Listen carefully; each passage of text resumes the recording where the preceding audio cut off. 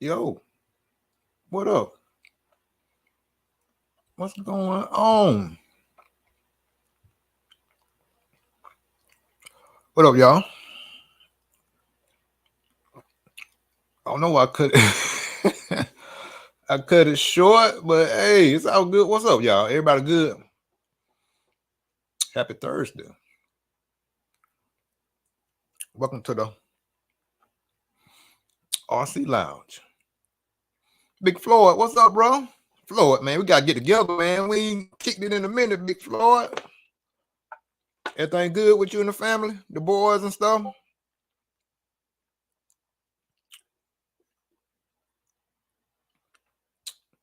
Yeah, man. But yeah, Bob RC Turk, what's going on? Hey man, y'all welcome to another episode of the RC Lounge. Just kicking it. Um, shoot, had a good day today. How did y'all day go? Hope everything went well with everyone. Um, but yeah, hey man, if y'all man call Nick, man, tell Nick to tune in. He might want to hear this live. We might can help him with his engine tonight. But yeah, the subject of the live tonight, we just gonna talk about tuning your engine, especially when the season is changing, going from cold to hot, spring, from winter to spring, then from spring to summer. So we're gonna talk about all that and what all you need to maybe change, your glow plugs, your fuel, um, what else I had down here? Um clutch bell bearings. We'll get nitro, what's up? So yeah, man, we just gonna talk about all that. And then if y'all want to jump in on the live, I'm gonna put the link in the chat box. Wiggy, if you want to jump in, you can jump in, man. Just say what's up and just talk. Ain't nothing to it. Ain't nothing to it. We just welcoming everybody to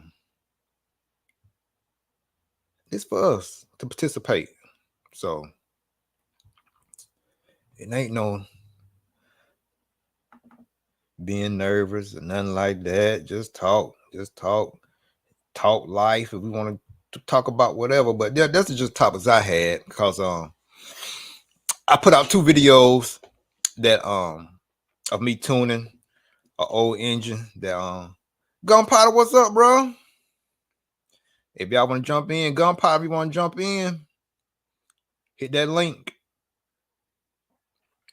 But yeah, anybody Turk, y'all want to jump in, Bob RC, y'all want to jump in, hit that link.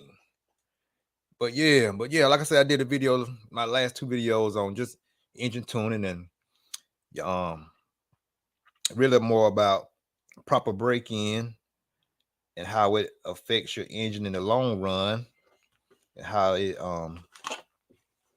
keeps your engine running good at the later stages of your engine's life.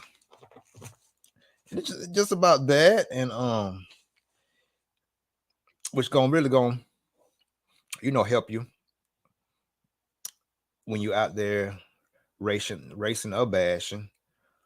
Just keeping your engine running good, keeping the maintenance up. Like I said, especially when this time of year when some days it's hot, some days it's cold, and that tune will change on you in those situations.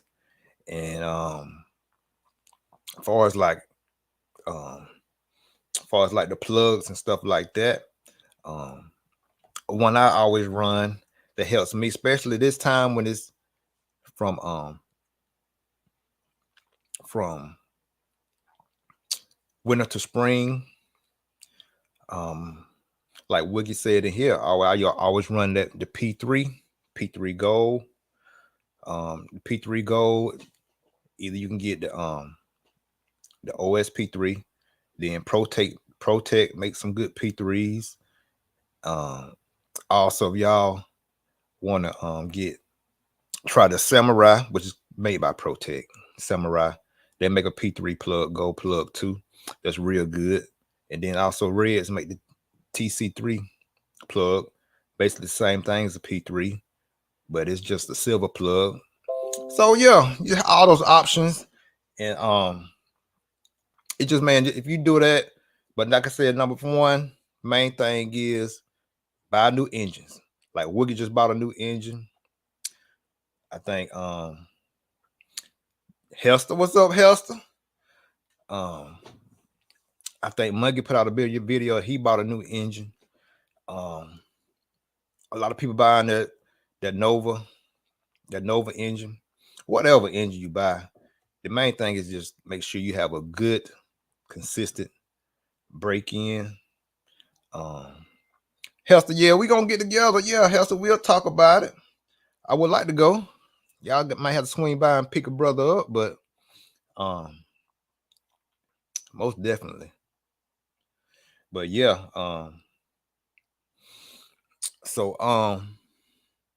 but yeah, like I said, Wookie got a new engine.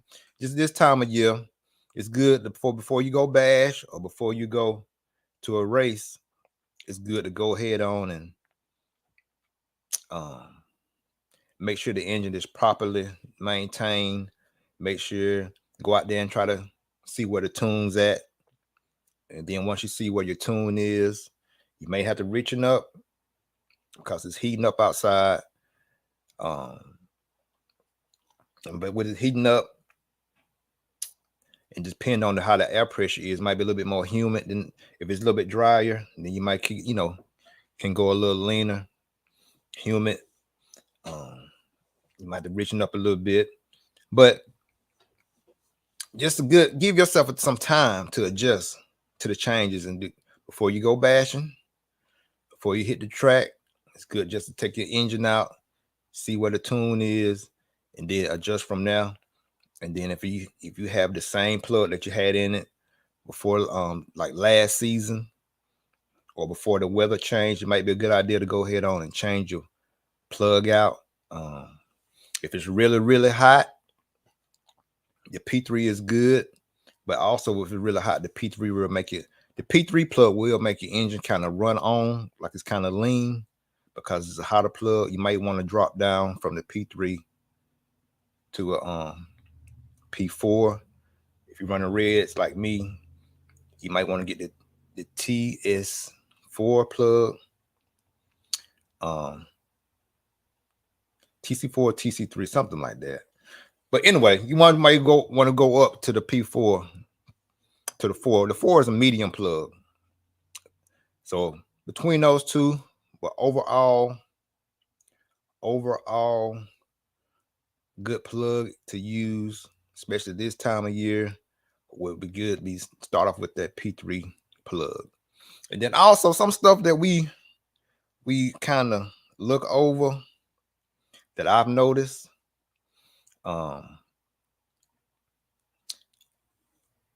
This is kind of important. The type of surface you're running on. If you're running in dirt, you may run on carpet. Well, this is mostly for nitro guys. You may run on asphalt, cement, grass, bashing. That takes a toll, not really on your plug, but this more goes towards like your clutch bell bearings. You may want to put a little bit more play in your clutch bell as far as like shimming. You may want to give yourself a little bit more play when you're shimming because of the surface, like asphalt, like grass, it's going to be more grip, especially if you running on cement with no dust on it. Is just solid cement. That's more grip. So basically it's going to make your clutch bell and your clutches, shoes work harder because it's going to be more grip, and that's going to heat up your bell, your clutch, your bearings, all that stuff going to heat up more. So you may want to keep that in mind because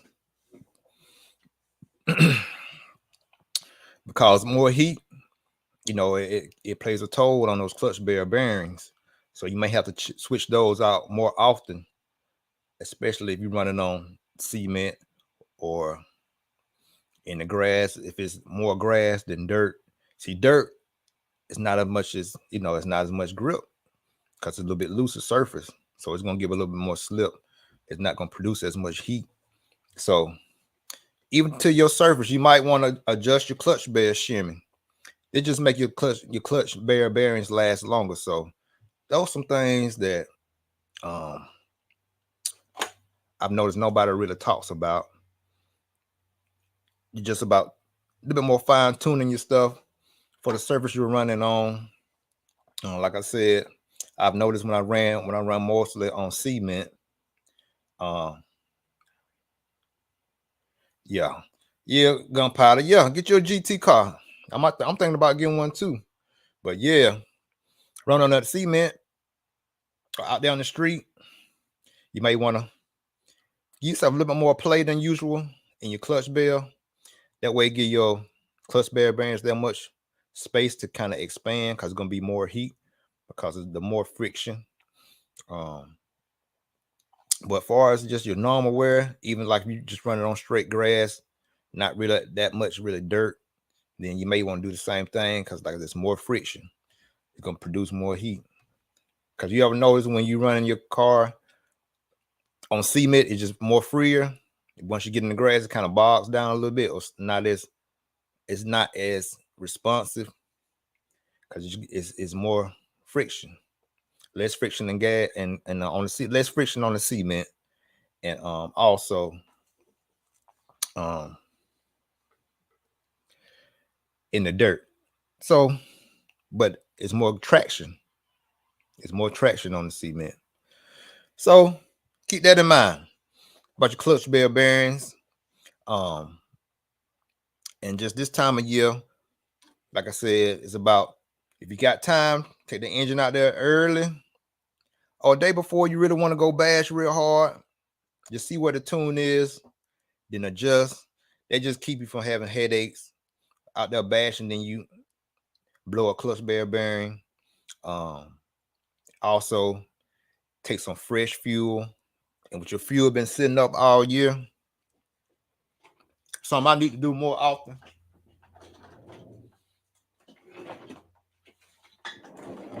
If your fuel just been sitting, before you put it in your engine, remember to shake it up. Shake it up, get that oil and stuff back in the fuel, especially if it's been sitting all year, or all season, or whatever.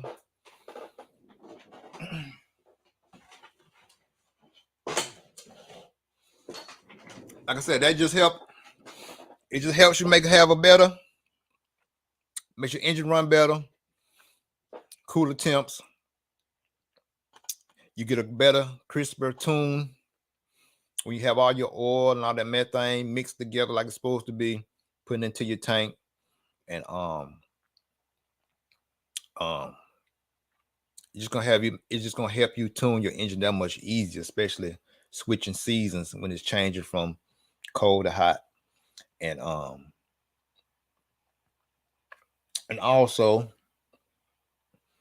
again, check your fuel lines and your exhaust lines, your fuel lines, and make sure they don't have no holes. Make sure they're fresh. And what else that I was thinking about? And if you do those things, you do those main things, hey, you can't help but to know that your tune is on your tune.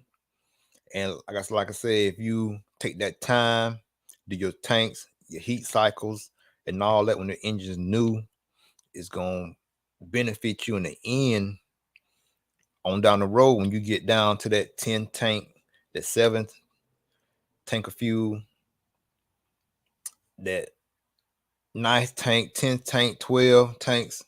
You're just gonna make your engine run good at the latter stages of its life. and you still could use that engine, for like I use mine, bashing, use it for Don, what's up, bro? What's going on? Use it for practice. And it might have a little compression.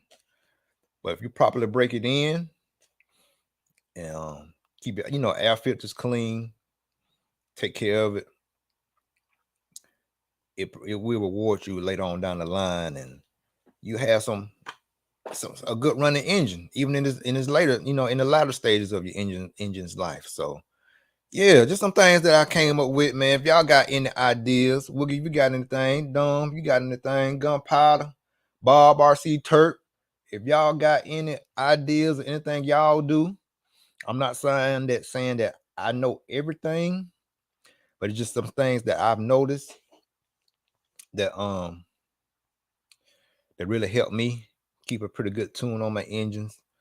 And like I said, right now, when the seasons is changing from cold to hot, from spring to summer, getting the right plugs in there, and also, like I said, even down to changing your clutch bell bearings. Make sure your shimming is right. Make sure your clutch is good. It just makes that tune that much easier to get. And then on top of that, you'll know everything's fresh. So I'm just gonna work on my tune. Engine's good, been taken care of. I broke it in properly. All that is in order. So you don't have, it's easy to diagnose stuff when things not going right, because you know that you done got everything else good and fresh in your engine. And it goes for your engine, your car, your diffs, all that kind of stuff. So yeah. What you say, Bob? I know nothing about tuning engines. I'm a licensed. You're a licensed master tech. Okay, then. But yeah, like I say, man. But the key to everything is that break-in. That proper break-in. You do that, you're beneficial. Don't matter what brand engine you have, it's the care, it's the maintenance, it's the and it don't mean you got to take your engine apart every so often. It don't mean that. It's just taking the precautions so you won't have to break it down to putting the piston sleeve out, unless you're just ready to, freshen your piston sleeve up or ready to send it off or whatever you got to do. But if you just do that good break in, you ain't got to take your engine apart, clean it out, polish and all that stuff. It's just taking that time and make sure the break in is good from the beginning. Yeah, most critical step. Yeah. So yeah, but yeah, there's things I've noticed, man. And like I said, with the clutch bell bearings, that's a big thing that I noticed, that they usually burn up quicker when I run on high grip surfaces, like out there on the street, or a high bike track. So I just noticed that I may have to shim my clutch bell a little bit looser, a little bit more play when I'm on those surfaces, just to let them bearings expand more, because they're going to heat up more because of all of the grip. So yeah. But yeah, if y'all want to jump in, feel free. Here's the link.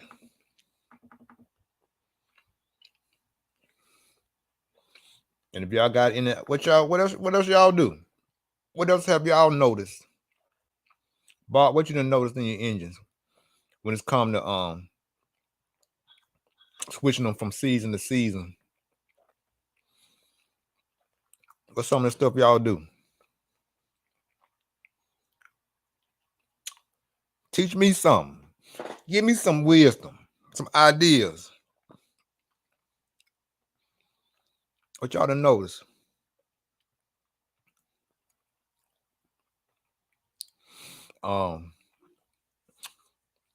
Another thing with your especially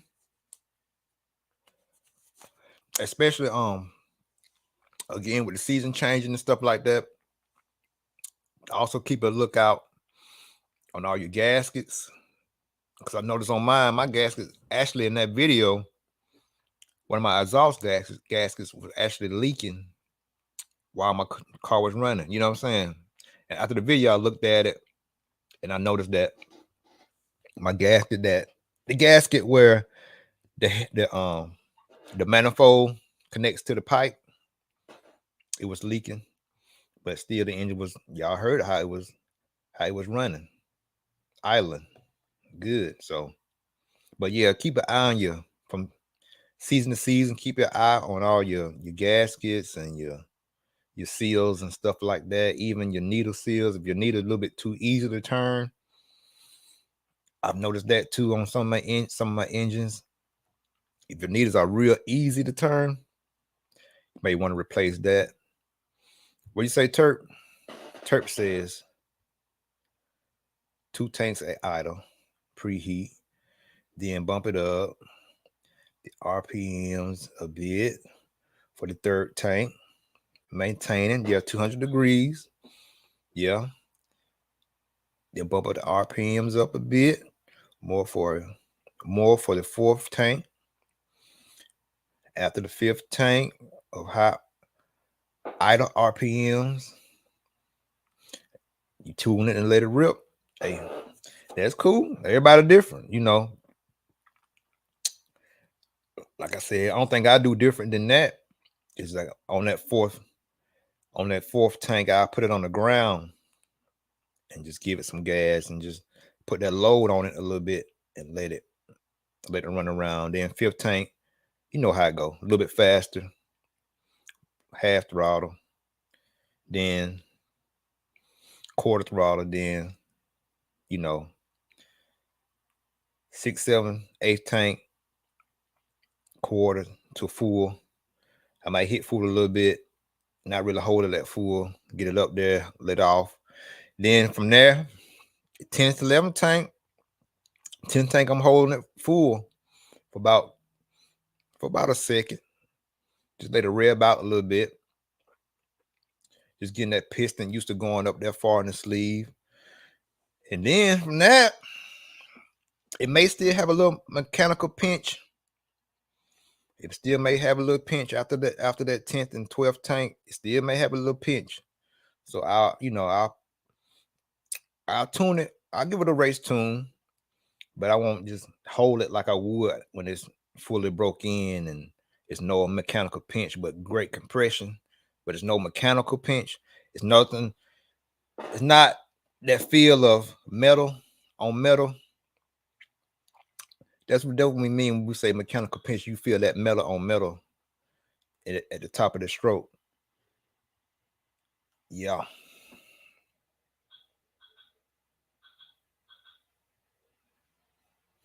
What you say, Terp? Yeah, if it's really an engine that's really, really tight, a couple of more tanks, yeah, she'll let you know when she's ready to eat. Yeah, it definitely will. I agree. Terp said, all on the box.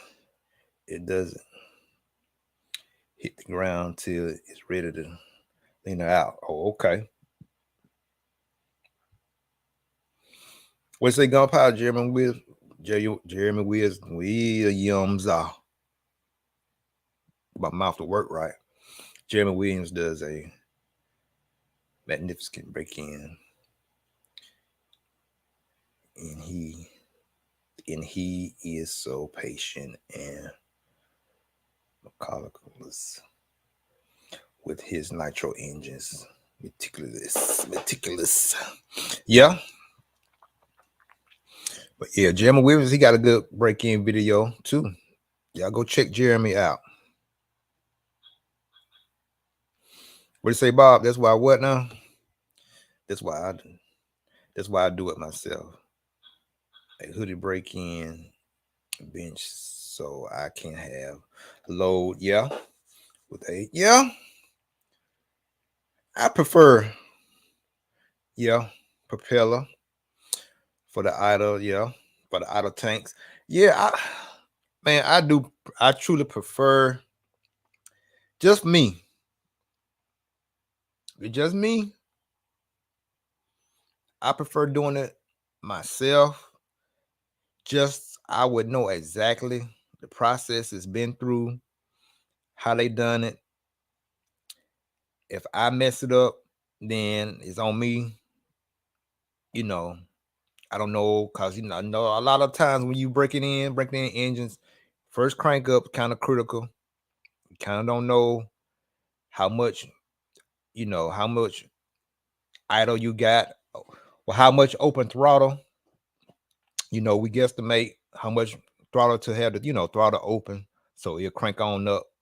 And sometimes it be a little bit too much, and it can have, as soon as you hit it, it's open, wide open, high RPMs. Then you bring it down, which is normal. Ain't nothing wrong with that. But I know that, if I do it, I know, okay, I need to bring it down real quick, or I need to grab this, or I may need to cut it off, and I may need to cut the engine off and let it cool down if it rev too high or whatever. Something caught me off guard. I mean, it didn't happen. So yeah, that's why I rather do engine break in and stuff like that myself. So I know myself what the engine's been through. And then just say if I decide to sell an engine to somebody, I can tell them exactly what steps I've done to it, you know what I'm saying, to get it broke in or whatever, to help somebody else. So I prefer doing it myself. What up, Charlie Mack? What's going on?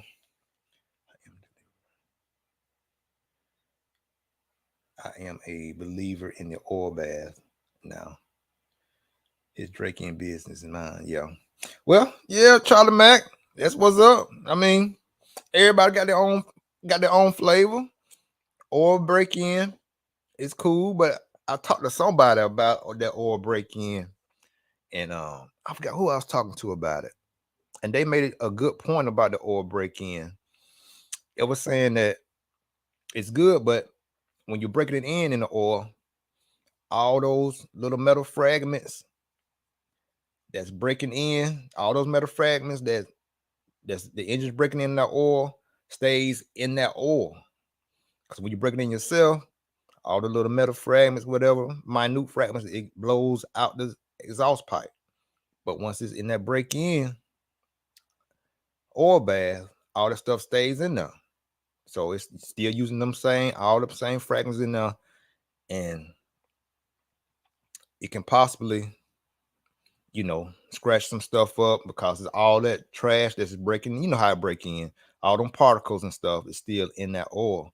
So if you want to look at it that close, that does make sense to me. But if you do it yourself, you'll know. Especially on the box. Yeah, gunpowder. Yeah. Especially on the box. Or with the or even with the break-in bench. Like Bob RC was saying. All that stuff is flushed out. You ain't gotta worry about it. And keeping your engine up to a consistent temp, which you can in the oil bath, but it's just easier. I know it's more time consuming, but it's just easy, and then you can calculate it better, and you can really log it, whatever you did, what tank you own, to me. But I ain't never tried the oil bath method. I'm open to it. I'm willing to try it. Also, the other method that see, David Ronnefalk, he used a different method too. I've seen this before.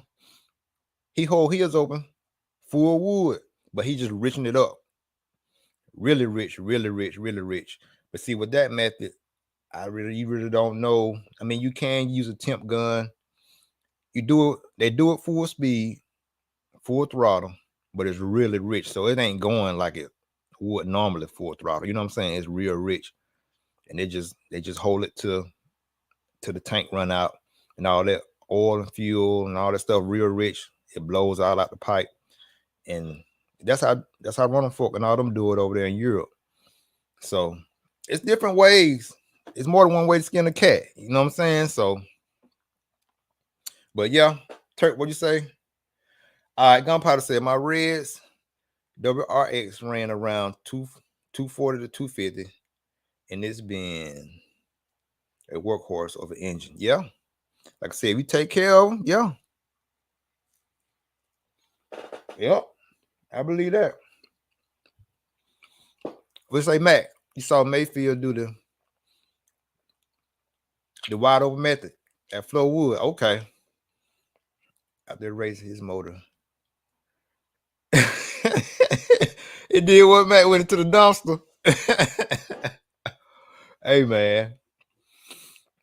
I mean, JV, what's up, bro? But yeah, it's just whatever method you like, man.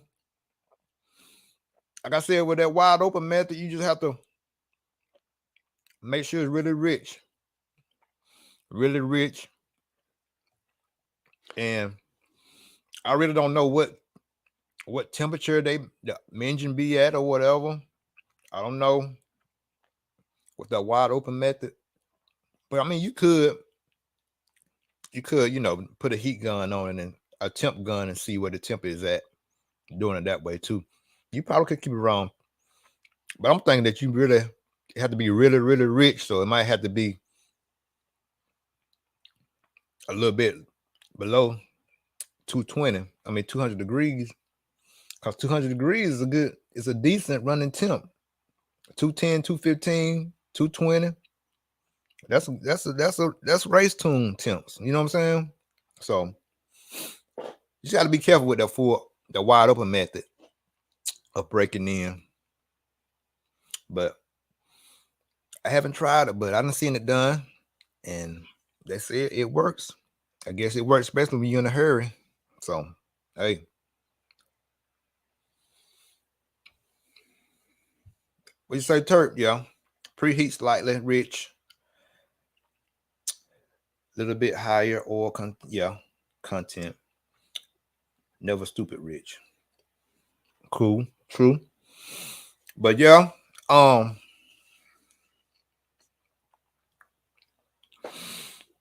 yeah, like I said, with the plugs,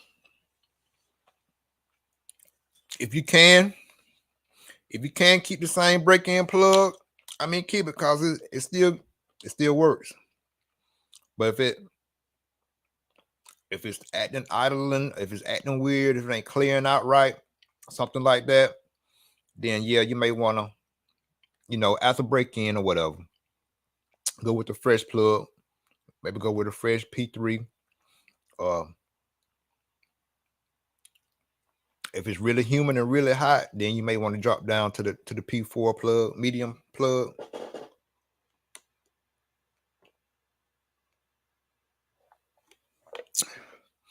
What you say, Turk? Turk said, look at the professional engine builders and how they break in engines. You want to break it in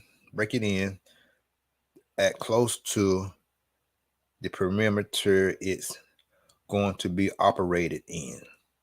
So you want to break it in close to the temperature that you want it to be raced at. You're going to race it at or bash it at. Yeah. Just with a little more TLC. Well, maybe a little bit more richer than you would racing or bash tune. You know what I'm saying? So keep it like that.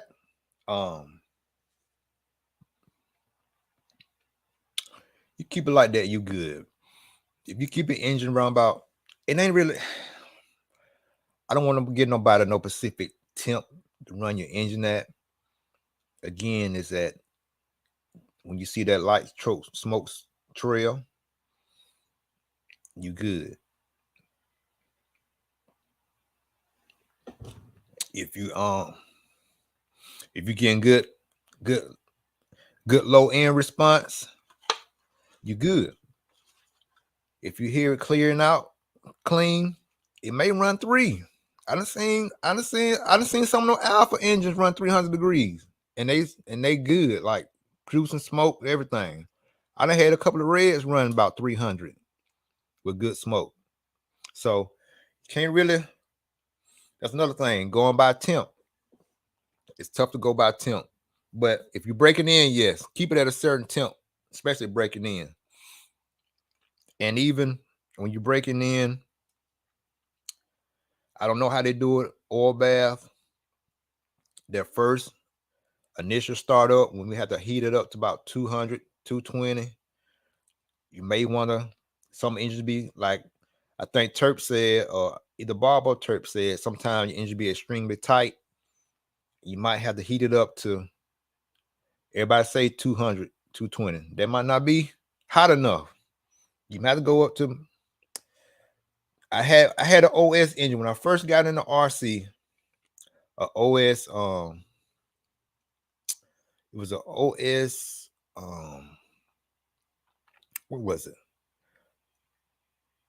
OS V spec, Bluehead V spec. I don't know what it was about the engine. Super tight. I heat it up to 200. Whenever turn over, the piston to get stuck every time. Went up to 215, 220, it still be stuck. And this is when I first started. I was like, oh, I can't heat it up no more than 220 because everybody say do it 220 at the most. I end up having to heat that thing up to like 250, 265. Then finally, it started turning over. They'd be that tight. Even with the glow plug loose, they'd be that tight. Yep. Like Bob said, yeah. Like Bob said, man, like my Works B5, I have heated it up to 260, 270, yeah. What you say, Mac? I leave the tip gun at home. You leave the tip gun at home. I know most of the time I don't recommend this, but I have broke engines in without the temp gun. As long as they crank and they're not running on, they got a good idle, and they're keeping a good consistent idle, then I have done it. But keep a temp gun on you just to be on the safe side. Yeah. Like Max said, yeah, just listen and feel the RPMs. We all know when it's too hot. So when it's too much or if it's running too high, yeah. So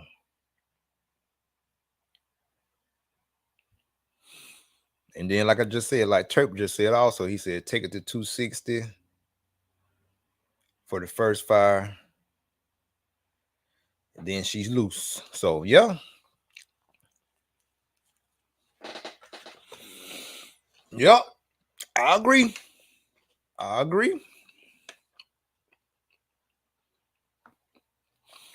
So yeah, y'all, man. Like I said, when this time of year is critical because, like I said, how the weather right now fluctuating. Like yesterday here in Montgomery, it was like the high yesterday was 50 degrees, and like today,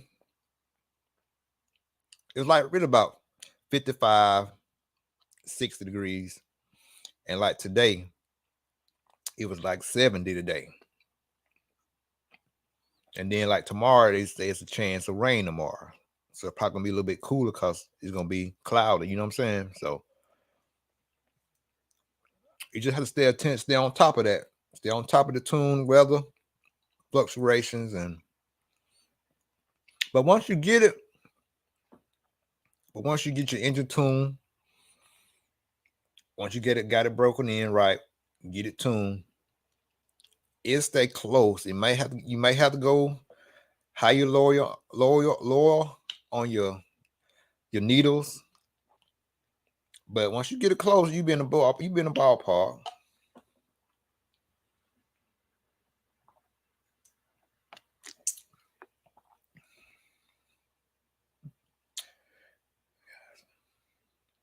Gunpowder got a dip. Gunpowder, appreciate you jumping in, bro. I understand. Gonna do what you gotta do.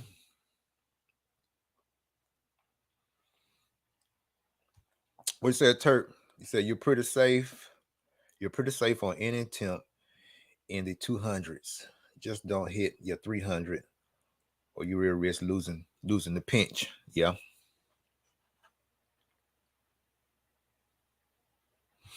What you say, JV? JV says, what's on the horizon for you in your Reds boys?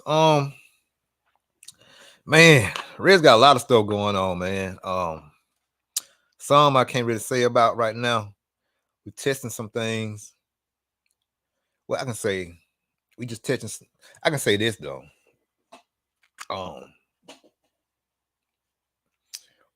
We just testing some clutch stuff right now. Some clutch stuff. I can't tell y'all really what type of clutch or how many shoes or whatever, but we're doing some clutch testing. But far as the engines, man, like I said, my next Reds order, as far as engines, I'm gonna get the budget. I'm gonna get the budget 521.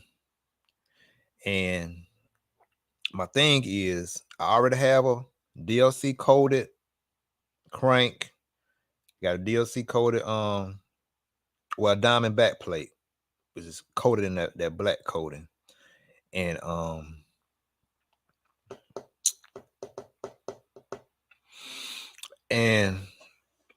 gonna get some ceramic bearings. But what I'm gonna do is with the 521, because a lot of guys now, as far as like on the racing, everybody is on this 3-port kick. 3-port. 3 ports are good, powerful. The ports really don't determine the engine speed or nothing like that, but it's all in the timing. And but everybody on this 3-port kick, and the lowest ports we have for Reds is 5-port, and the 5-port will give you a little bit more top end, and you still gonna get that bottom as a 3-port. But anyway, the industry right now is really on the 3-port engines, and a lot of the OS engines are 3 ports, and we have found out like most of a lot of the companies now, it's easier to work with a 3-port and 5-port. That just keep costs down. But what up, Jeff Keaton? What's going on? But yeah.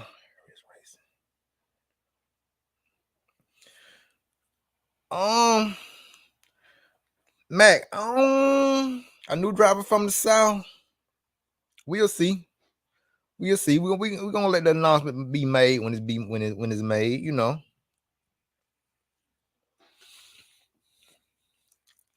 But yeah. So yeah, my goal was was gonna get the budget 521 Sport. Run it, start with the original stuff, with the original, bearings, with the steel crank, get all the life out of that, and then see how it performs compared to like our Gen 3 Scuderia, the newest one with the black head with the red fins, compared to that. And then after I wear it out, then I was gonna replace the steel crank with the DLC coated crank, replace the bearings, put all ceramic bearings in there, and see the difference of performance and durability, and probably go with a new piston and sleeve. So that's the project. So I believe, I like trying stuff like that, and I believe you still get great performance out of it. And then you had a 5-port, which if you want a little bit more torque, with more bottom end, it'll be a little bad little monster with a 5-port monster with all the torque you need, plus the pipe. I don't see how much more torque you want, especially if you want to go with that 2143 pipe. Plenty of torque with that pipe. So yeah, JV. I just wanted to so yeah, I just wanted to try that and replace that and just wear it out, practice and run it, and just compare the stock versus putting all the DLC coated stuff with the ceramic bearings, see how better it's going to be, and see is it a big difference between because I'm gonna get the Gen 3 2, the gold, the black headed one with the gold fins. I mean with the red fins. I'm gonna get one of those two and get a 521 Sport. Compare those two, and then after the 521 wear out, replace all the insides with the with the good stuff, so to speak, good stuff, all the ceramic and all the DLC coated, and go from there. I believe it'll be a good comparison. It'll be a strong little bad engine. It won't be the Sport no more, but still, just tell that difference and see how far different, how much power does that 721 Gen 3 has over that one, and it just helps out to really know, especially somebody just getting into the hobby. They really ain't got the money for those $500, $600 engines like the Gen 3. Give them a good option. I can really tell them, okay, this might not have as much top end, but if you want to run it like it is stock and then replace everything, you can gain. You may gain some some more power after you rebuild it and replace everything. So just get the budget racer and bash another option without having to spend so much money out. Superstar in here, 916 VP. What's up, man? We had hit you up at DNC. You ain't return your brother call. You ain't answer the phone. We had text you, call you while you was at DNC. But when they get big time, they forget about the little folks. That's cool though. That's cool. 916 VP. That's cool. I see how you do. I see what's up. Yeah.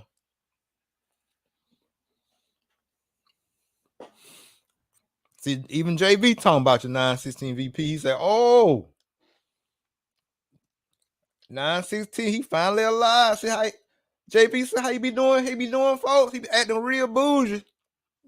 He been acting real bougie. Oh yeah. I was talking about I've been busy. They all say that. I've been busy. He ain't doing that. Yeah. See how they act, JV?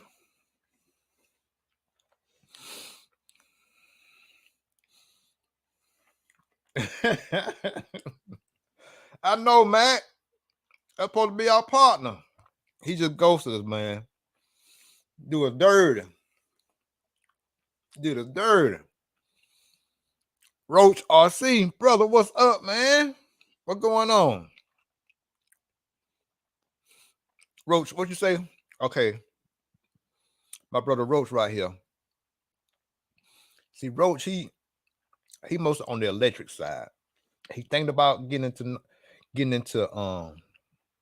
nitro. Charlie Mack, he thinking about getting into nitro. JV 916, he thinking about getting into nitro. He was wondering what engine I should grab in the future when I eventually buy a nitro buggy. Like I said, Roach, if you want to try some red stuff out, just holler at me. I can get you one for a good price. To learn with. that 521 Sport that I'm gonna get, I would get something like that. If you like more of the OS stuff, if you don't want to spend too much in the OS stuff, like the one 916 got, he got that Flashpoint FP02 engine. There'll be a good one to start with. Yeah, I'm a Reds guy, but I don't discriminate against other brands. It's just whatever you like. Dynasty, what's up, bro? That'll be a good one. The Flashpoint be good.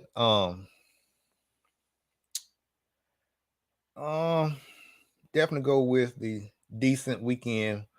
Yeah, Matt, like Roach, like my boy, like my brother Charlie Mack said, yeah, if you just not getting into it, definitely go with a decent weekend warrior type engine, a good budget engine that's gonna be good for you. Get the most bang for your buck.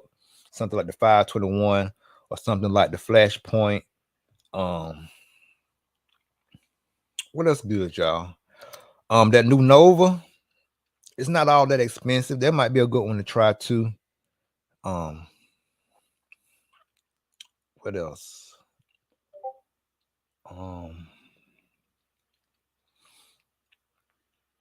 Picos, they still making pretty good stuff. That can be an option. Yeah. Rob Lupo, what's up, bro? What's going on? But yeah, Roach, all of them would be good. Yeah, 916 VP said, yeah, if you want to try that, Robert Tannenbaum, what's up, bro? We just up here just talking this break in, talking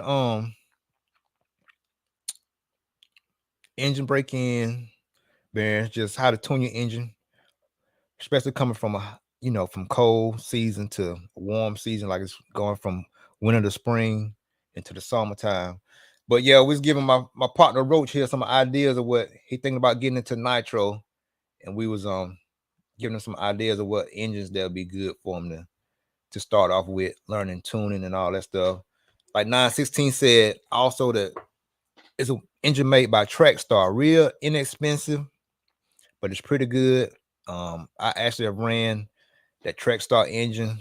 My partner of mine had one, and it's really based off the OS, really. It's just a basic engine. 2-needle Trackstar. I think it's kind of made by their Hobby King stuff that you can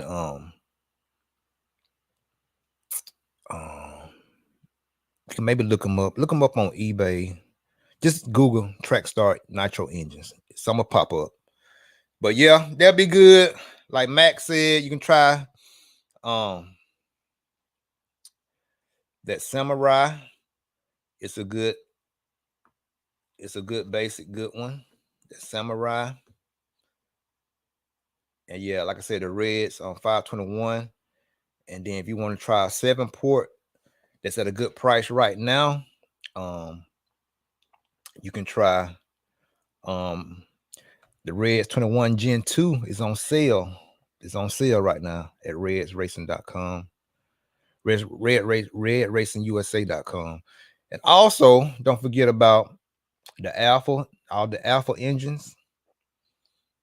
The Alpha Plus, you can find all your Alpha engines on the Bones Brew website. You find it on the Send It RC website. All the Alpha engines, they're good. They're a good engine to try too. So all of those would be a good engine to try out for your first time. Something that you can tune, you won't break the bank, but you'll get really good performance out of. And if you're in the process of trying to break it in, Roach or whatever, just remember you got everybody in here. We got 1,500 folks in here. And they so I should have 1,500 thumbs up. So y'all hit that thumbs up, man. Y'all share this, hit them thumbs up, share this, thumb it up, and share this. Yeah, you can go to for the alpha stuff, yeah, you can go to Lutz RC. Go to Lutz RC for the alpha engines. For the Samurais and Protex, Flashpoint, you can go to A Main. For the red stuff, you can go to redsracingusa.com. Again, for the alpha stuff, you can go to Send It RC, or you can go to lutzrc.com, find that stuff. And have any questions, feel free, hit us up, hit me up. Anybody here in the chat that you may know, any of these guys in the chat, hit them up, hit Charlie Mack up. We'll take care of you. We'll walk you through it. Ain't nothing to be scared about or, stressing about. It's easy breezy. That's right.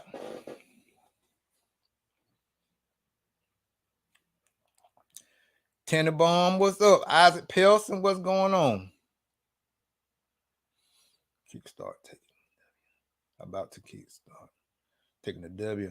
What do you say, Tannenbaum? You said the Drake Racing has a lot of motors and now carries for Taba stuff also. Yeah, check out the DrakeRacing.com. That's Adam Drake's site, Roach. If you want to look at his stuff, that's all. They're gonna have all the OS stuff from the Samurais, Protex, all that kind of stuff be on Drake Racing. Beach RC, if you're thinking about like getting it's another brand called the Ultimate brand that Beach RC sells, and they give good prices on their stuff at Beach RC. So yeah. And then if you want to get into the Miyako stuff, go get a the Corsa Tech engine. That's more of a European style engine. And this, I ain't really checked the prices on it, but what I've been hearing about it is not all that expensive for real either. It's comparable to everybody else. So yeah. Hand Pete waving. So yeah.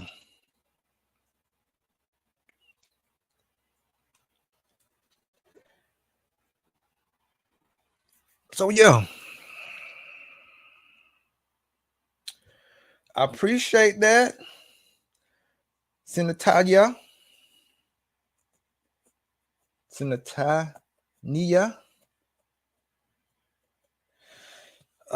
But yeah. So any of those are good. So any of those engines are good, Roach. You can choose from. You can't go wrong with them. A lot of part support with them too. It ain't just you just begin the engine that you can't rebuild. Even down to that track star engine. It's inexpensive, but you still can get piston and sleeves and stuff like that if it come down to it. Then a lot of the engines, a lot of the bearings for a lot of them pretty much universal size. They pretty much fit. So yeah, y'all hit them thumbs up.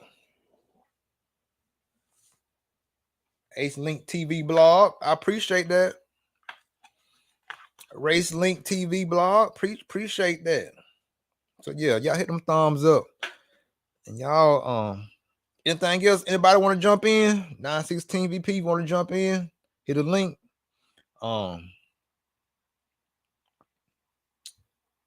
Isaac, anybody want to jump in? Hit a link. Any more ideas?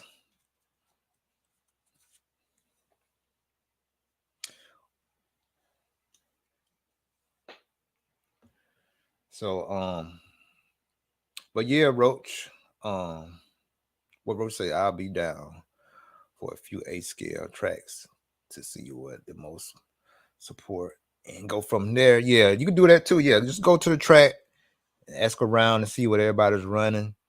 It's gonna be a lot of variety at the track. So, but yeah, whatever you go with, like I said, Roach, don't feel no type of way. Ask questions. We got you. We got you. Yeah. Thoughts on the Rob? Thoughts on the 2113 and the 2143 pipes for Reds?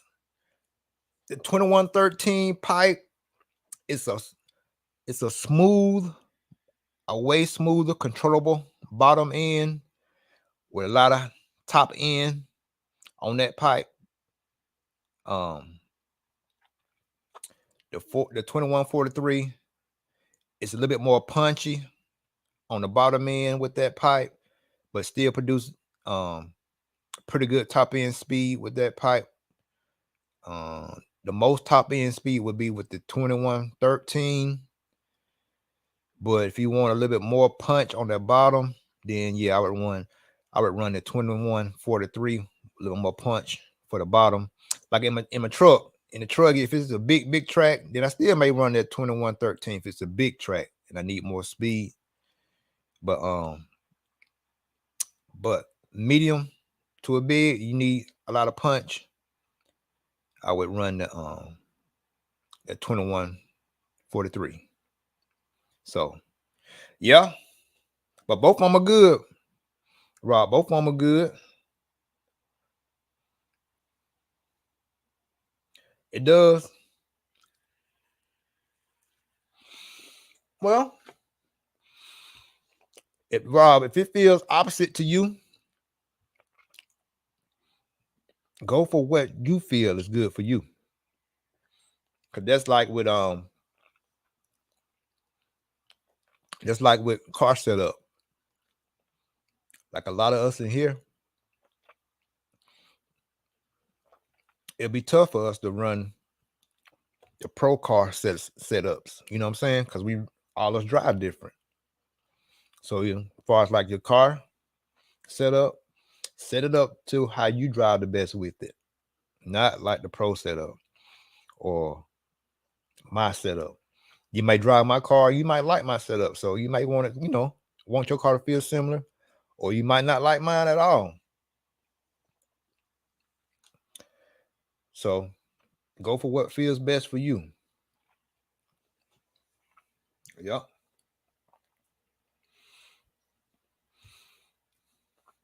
What you say, Rob? They are. I was diehard 2143, and then ran the 2113 on the new silver engine. Yeah, love it better. Rob then ripped that 2113, baby. That's it. That's it. That's it.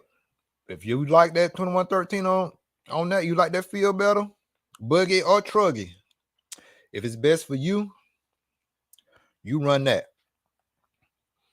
Because they give you a little, when you're up on that stand, they give you one more less thing to think about. Your car's straight, confident in it. You built everything, rebuilt. You went through it, everything cool. Got your right pipe on there you like. Let it rip. Let it rip.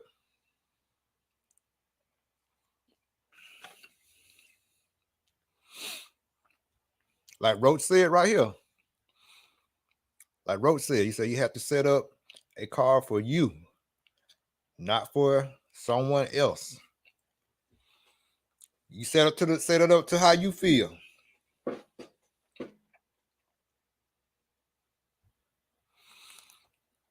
Tenenbaum, what you said? You said, Roach, it seems like all cars have a setup, then you just tweak it to what you want it to do.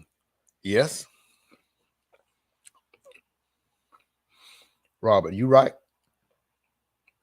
You gotta have a base. If you don't know nothing else, at least know your base. Isaac, you run the 2143 on your Flashpoint. How you like it? Isaac, how you like that 2143 on the Flashpoint?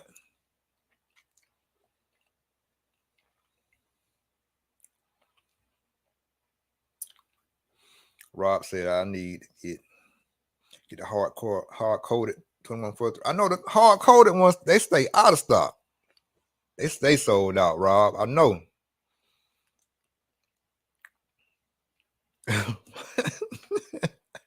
Rob, I just read I just read the rest of what she said. You said my Chrome looks crashed, all crusty right now. I know.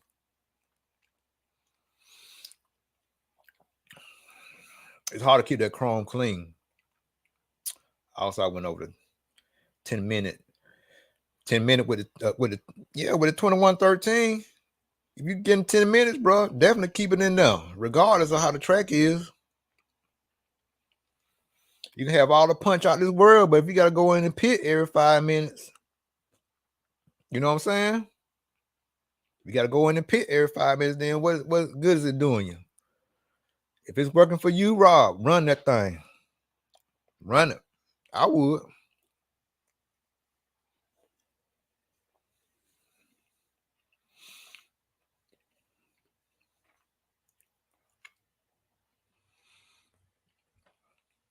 Robert, what'd you say? You said, well, when you start out just driving the car, get a feel for the car. Yep. Don't worry about setup. True. That's true. Just get a feel for the car first and then go on.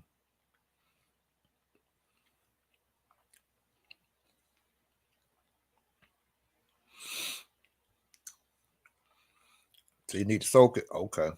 Go on clean that chrome up, Rob.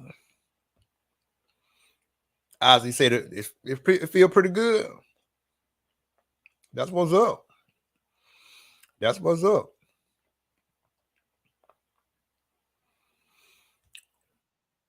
Rob said that he feel pretty good with he getting about 10 minutes. Cool. And bring my boy up in here. Yes, sir. Hello. What's up, man? How you doing? Everything good, bro? How you doing over there? I'm doing pretty good. I'm getting ready. I'm just looking through some engines right now, and they are not as expensive as I thought they would be. Yeah, the ones we name, man, pretty much all of them pretty a good, decent price, you know? So like this Reds 521 Sport, which is like only like $280 right now. I'm like, oh, right. That's a lot better than I thought it'd be. Yeah. And I don't think I'm gonna need like a Adam Drake $800 motor. It's not no. I mean, I wouldn't do it just not to start off with. Not I mean, yet, if you got the money like that, go ahead. You know what I'm saying? 22 years. I ain't got the money like that. What do you mean? If you got it like that, go ahead, man. But yeah, all the ones we kind of named out, decent, the best bang for the buck. All of them are good engines, and that'll be easy to learn on. So it's cool. That's good. Yeah, that's a good starting point for sure. All right. Mm-hmm. But yeah, man. Let's see. So what you got going on this weekend? You got a thing coming up this weekend? Roach? We're going to be going to Hobbytown Columbus for their spring thing because everywhere else is raining. Yeah. That's cool. But yeah, we're running the 7.4.2 for the first time. We're going to be doing a couple other things as well. We're going to be doing a review on that. Yeah. So we're going to see how that goes. I already did the building and stuff like that. So okay. Yeah. To be honest, I didn't really like the build very much compared to other four-wheel drive buggies I've driven or other four-wheel drive buggies I've built, like the Techno and Yokomo. Yeah. Mr. Little Chiller, what's up, bro? That's my brother right there, y'all. I can't see the... Oh, there he is. Yeah. Mr. Little Chiller. Yeah, man. Cool cat. He been down with me ever since my first video I made. You know what I'm saying? He just been like family for real. Pretty much everybody in here, I can't lie. Everybody's in here that's been supporting me ever since I started, Roach. Yeah. So, yeah, like I said, that's why I call Robert everybody. Yeah, Robert Tanningham or Tannenbaum. That's Indoor Slicks, right? Yeah, it's an indoor. It's supposed to be the largest indoor track in the Southeast. I'm pretty sure that's true. I'm not sure if it's the largest in the country though. Oh, okay. But yeah, it's a pretty big track. To my Hobby Town. Yep, Hobbytown, Columbus. Yeah. It's where the Roar Nationals are going to be this year, or for dirt. Yeah. What up, Marcus Butler? What's going on? But yeah. So when is the it's gonna be the Nationals? When is the Nationals at? The Nationals are they have a couple of different Nationals for each class. Like they just had or they're going to have the Carpet Nationals, or they just had the Carpet Nationals at Beachline, or they're going to have the Carpet Nationals for off road at Beachline. Mm-hmm. For Dirt Nationals, it's going to be at Hobbytown, Columbus. Okay. And that's where I'm getting all my stuff ready. I'm trying to get as much 10 scale driving as much as I can. Yeah. So I can actually, do not bad at it. You're gonna be good. You're gonna be straight. You're gonna I be mean, straight. I'm running both mod classes this time, so we'll Yeah. see. Hey, you're gonna be straight, man. You done did your homework. You done got advice. Then after you got the advice, you went to the track and applied it. So now it's time to just to come to fruition. You know what I'm saying? So you're gonna be good. You're gonna surprise yourself. Watch what I tell you. All right. Yeah, you done put the work in. You done put the work in. So I have to stroke my own ego as I have my own YouTube channel that's slightly successful. it does put a little pressure on your stuff. It got to be on point, you know. Mark is doing pretty good right now. He's working right now, though. Yeah. So yeah, man. But yeah, it's gonna be a good event. And so with this new buggy, anything new you want to try out first, and then maybe adjust something? I think anything you got in your head you want to try? I think the first thing I'm going to do is up the center diff fluid, because the one that it comes with is very, very loose, to my knowledge, because it comes with 200K in the center diff. And I know Chris Van Air runs I think he ran like 500,000 or 1 million, something like that. Mm-hmm. Some people run slipper clutches and stuff like that. Yeah. So I might up the center diff depending on how it drives on the track. If it drives fine, I'm not changing it. Yeah. Okay. But other than that, it's just going to be just trying to figure, like I said before, or like Robert said before, just driving the car and feeling and not worrying about setup, at least not initially. Yeah. But yeah, you know how that is, especially on a new car. You got to see the feel of it, get the feel of it, so and make sure everything's like worn in, so screws don't back out like they did on my RC8. I had some of that happen at SIC during practice, because I had built this. That's when I first built my Miyako buggy, and it wasn't bad. I had some of the steering linkage screws come out a little bit, but I was able to, lock tight all of it back down real good and get it back going. So yeah, that's good. Yeah, Isaac, I'm talking 10 scale. That's what I'm good at. that's where I actually do well. Unless you're talking about last year's Master of Dirt, which I did terrible. I did pretty bad there. I think I got, for short course, short course and 2-wheel drive buggy, I got a DNF. Because short course, my body came off. 2-wheel drive, my wheel came off. Yeah. 4-wheel drive went okay, but yeah, it wish it went better. How's the maintenance on them, on the 2-wheel drive buggies and 4-wheel drive buggy? It depends on which one you have. It's and where you drive them. Mm-hmm. For carpet and stuff like that, it's non-existent. You don't need you don't even need to clean it. You don't need to airbrush it. You can just drive it. Yeah. But for like Hobbytown Columbus, most of the cleaning is going to be under the chassis. Because the what's it called, the clay sticks to the chassis, even if you have a chassis protector. Mm-hmm. Having a chassis protector will make it a lot easier to clean. Yeah. Okay. But so because you can just peel it off and all the clay peels off with it. Yeah. But Simple Green is your best friend. I got you. Yes, I run Associated. Yes. Yeah. I used to run a bunch of different chassis. I used to run Yokomo, Techno, Schumacher, Losi, and X-Ray when I first started racing back in like 2013. I got you. Yeah. Yeah. Mr. Lil Chilla, he dabbles in the 10 scale stuff too. So yeah. I'm immersed in it. What are you talking about? So yeah. But yeah, so on the 10 scales, like if you do carpet, Mhm. do you typically run higher diff fluids or pretty much the same as dirt? Much higher diff fluids. For one, you run gear diffs in the first place. Okay. Because on dirt you run ball diffs. Mhm. And if you tried to run a gear diff, or I'm sorry, if you tried to run a ball diff on carpet, it would destroy it in like 5 minutes. Okay. So for carpet, I remember running about 15K in the diff fluid for a rear on my two-wheel drive. Mhm. For four-wheel drive, I think I just ran stock. I think it was like 20K in the front and 15K in the rear. Okay. And running a slipper or like a million plus weight in the center diff. Yeah. As for it also depends on what kind of carpet it is as well. Because if Mhm. it's black ozite carpet, like at Beachline, you'll run higher. If it's a Higher. gray carpet, you'll run lower, and AstroTurf is even lower.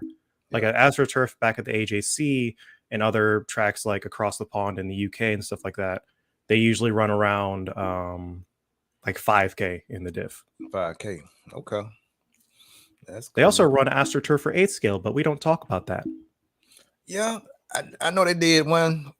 Well, over there in Austria, when they did RCGP over there in Austria, they had it was pretty much it was actually at the track that at the Agama track, and they had one part of the track, one half of it was all carpet, kind of like it looked like it was more kind of like the AstroTurf or either the I think it was AstroTurf. And then grass, yeah, I think. yeah, and then the rest of it was dirt. So with a situation like that, would you tune more for like your diff fluids more to the carpet side or? Well, you'd probably want to run a mix of the two, or to be honest, I can't really speak on it because I wasn't there. And Yeah, we don't have tracks like that. Yeah. But for a hybrid track, it kind of has to. You kind of have to see which part of the track is most demanding or demanding. Because if it's like mostly carpet, then you'll want to tune it for mostly carpet. Yeah. So, but what they did there, it was they were saying with it being mostly the AstroTurf, they actually kind of went down on the diff oils because if they would have kept their diff oils high, it's just too much. They couldn't really rotate around the turns. It was too locked in. So they compensated it. Instead of trying to find a lower pin tire or whatever, they really went down on diff oils to compensate and make you diff out. And that was, help you break loose and help you rotate more. That makes sense. Yeah, in a turn. So, but yeah, that was interesting. But yeah, also, Nemo RC Raceway UK. Yep. Okay, yeah. Oh snap! There's club racing at the DNC track this weekend. Maybe I'll ditch work tomorrow to drive. Oh, is it? Wait, the question is it the indoor track or is it the outdoor track? That's the question. Okay, club race at DNC. I think that's going to be at the one that's with the roof. If it's the one on the roof, yeah. Oh no, it's the outdoor track. Maybe. He just said it's the outdoor track. Oh, okay. Okay, I see it now. Yeah. Hey, that's where the real DNC is going to be. Enjoy it. Enjoy that. Yeah, I probably dip, leave work early, put the cars in the car tonight before you go to bed and go on to work, knock the day out, leave work, head straight to the track.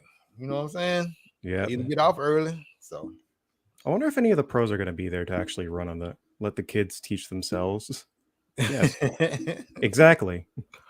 Yeah. So yeah. Take the kids with you. It'll be a nice field trip. Google exists. Don't worry. That's right. But yeah, Is it- another thing I was going to be doing this weekend, I originally was going to be doing, I was going to go to OSOS, Yeah, mostly because you know the video I did with Max. yeah. Yeah, I was gonna try and put that into practice for eighth scale, but it's raining.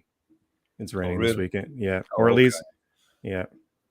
Yeah, but you'll get a chance to put the instructions to work. You know what I'm saying, when everything clears up. So, but like I said, but actually Robert, some of the stuff, like you said, some of the stuff you can actually still do with the 10 scale. You know, as far as like yeah, techniques and stuff like that. Um, Robert just said, look yeah, at overseas tracks. They have a lot of corner speed and really no big jumps like the USA. And look at how different the disc setups are. It doesn't matter. Just check the tracks and setups out. Yeah, I will. yeah, That's another thing or topic I'm looking to tackle in the future is like the differences between US European. tracks and American tracks. Yeah, And just not just tracks in general, but just how racing is in general. that's a big topic right now.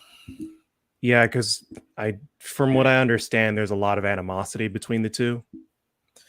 Yeah, and right now, cause the PNB is in the next couple of weeks. Well, it's actually I think next week or something like that. It's like It's on the coming up. it's on the 31st to the 2nd, so it's probably the week after next week. Yeah, we got the next.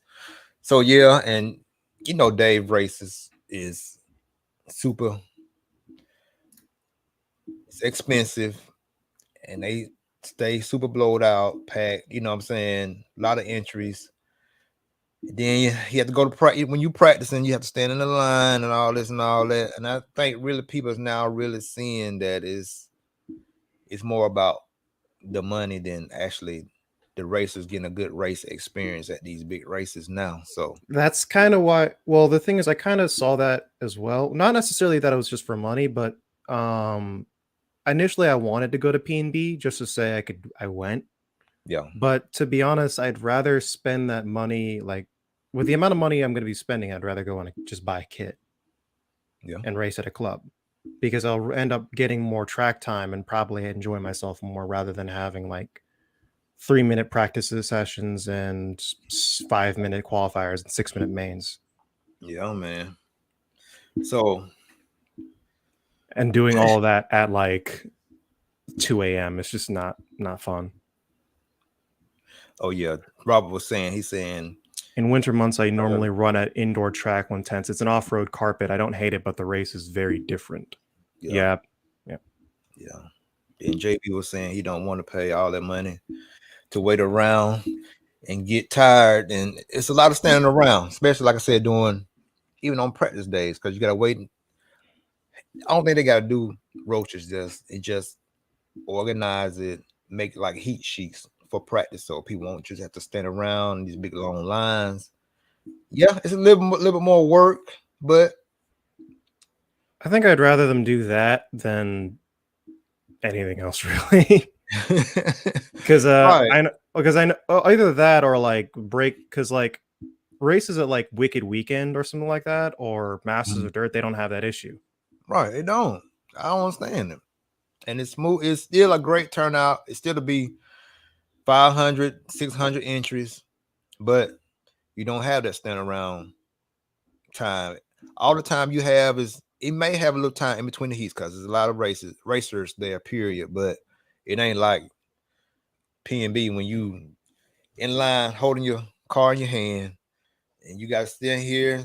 Next person go like you at Six Flags. You know what I'm saying? And those Yeah. type of lines for real. So it's All for about 3 minutes of practice. 5 minutes. Yeah, and then just think if you if you run a nitro and you mess around and don't tune your engine right, you go out there, start off your practice round, and you flame out. out. Yeah, and bro, you gotta go get your car. You gotta get in back of you gotta go get your engine tuned right, and then come back, get in back of the line, wait another 3 hours to get back up there. Come on, man. If I'm going to wait in line, I'm going to go to Disney World. JV. Yeah.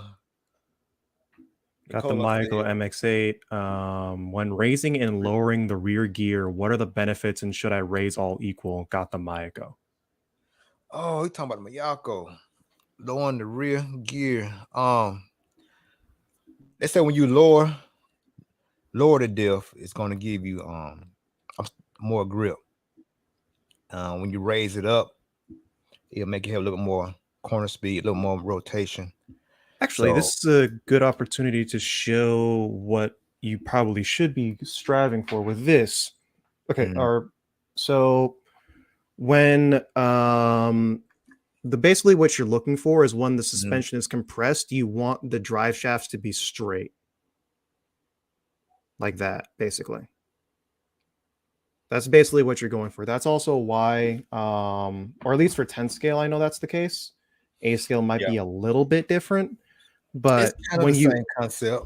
But when you have like for example, on a really, really high traction surface, like carpet or like really abrasive dirt, and the ride height is really, really low, you raise the diff up all the way to try and not only lose a little bit of aggressiveness in the steering, but also keep the roll center normal.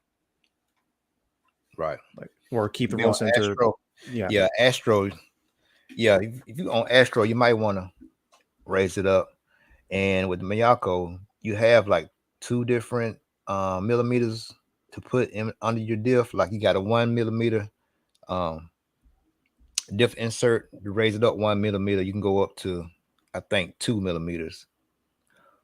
So you may want to use the 2 millimeter rear diff insert. Try that. I think I got mine right. I think. Hold on. Let's see if I got it. Go for it. While you do that, oh yeah, he's on Astro. Yeah.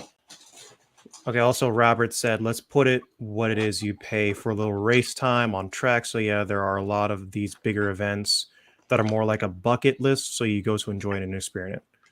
And Chili said, I'd rather just drive 15 minutes down to the street and race dirt bikes all weekend at a Bud's Creek and sleep in my own bed each night. More economically efficient for me. Chill, you ain't lying. But yeah, so it's to that point now, man. Everybody is really seeing the writing. Finally, now seeing the writing on the wall. But so it's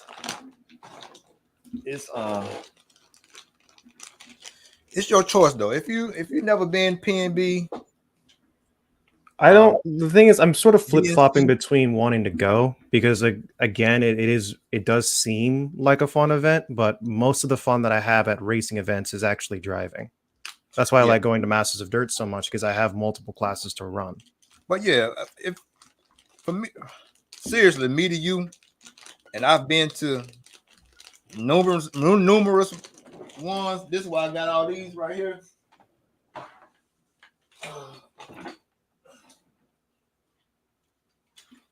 All this is like the race passes you get, like to go on the driver's stand to practice. Like PNB, AMS, all the race time events, you get these. So but if you've never been, go. If you've never been, definitely go. Experience it. Definitely go and experience it. Yeah, if you've never been. Yeah. So yeah. Google RC Tech diff plunge and dog bone plunge. Let's do that real quick.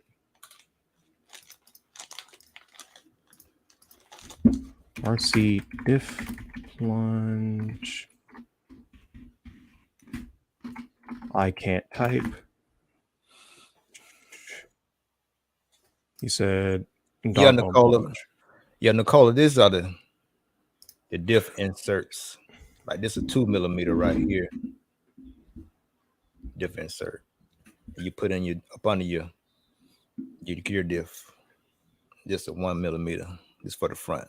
This for the rear. If you go to a race time event, do it for 100% for the entertainment. You need to go with 6 to 12 friends and party all weekend. Yeah, it makes sense. Yeah, it makes sense. Yeah, if you're gonna go, yeah, you definitely go with your crew. You know what I'm saying? Or I mean, like, But yeah, go experience. Yeah, definitely go and experience it. It's fun. I ain't gonna lie to you. It's fun. It's a good time. But I'm just letting you know what you're getting into. It's a lot of standing around, and then um go with your stuff already ready to go. Already everything maintenance and took care of. And so you won't have to take those walk of shames trying to get stuff put together. Situated, yeah. Yeah. But yeah, definitely go, bro.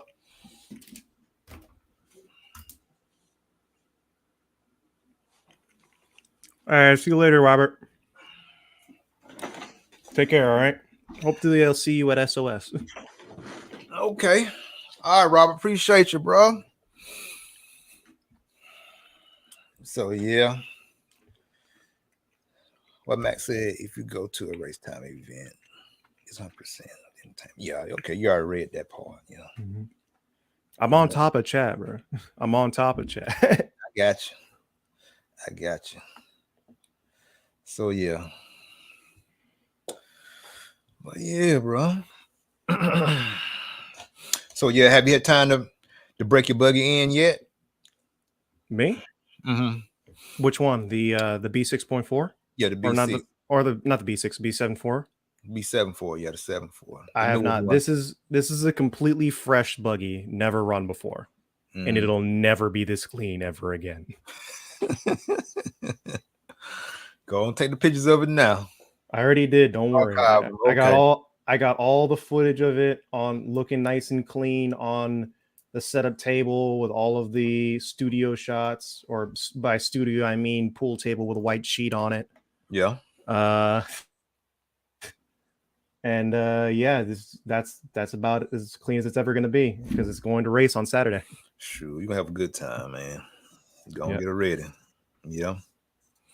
The only other thing that I need to get is some new batteries, because these ones are really, really big for 10 scale stuff. Yeah. They're like 6,100 milliamp hours. You don't need more than 5,000. Mm-hmm. Yeah, so I'm probably gonna. Oh, sorry. Go ahead. Do you think y'all main events should be longer, or do you think it's good where they are? For main events on like for Columbus, or just like your A main events. I know y'all do like. You think y'all can do like 15-minute A mains, or you know what I'm saying, or 10? Probably not. No. Yeah.